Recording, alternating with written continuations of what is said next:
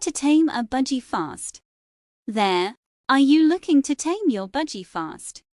Well, you're in luck, because I'm going to share with you some tips on how to do just that. First things first, it's important to note that budgies are incredibly intelligent birds that can be trained to do tricks and even mimic human speech. However, it takes time and patience to train them effectively. One of the first things you need to do is provide your budgie with plenty of toys and activities to keep them entertained.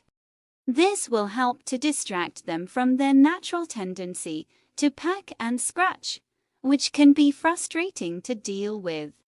Next, it's important to establish a routine. Budgies thrive on routine, so try to establish a consistent schedule for feeding, watering, and playing. This will help to create a sense of stability and familiarity for your bird.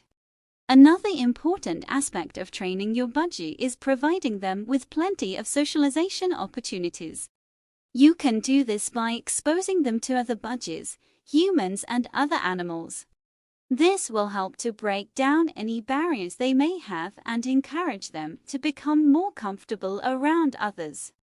When it comes to training your budgie, consistency is key. Make sure that you are patient and consistent with your training techniques, and always reward your bird for good behavior.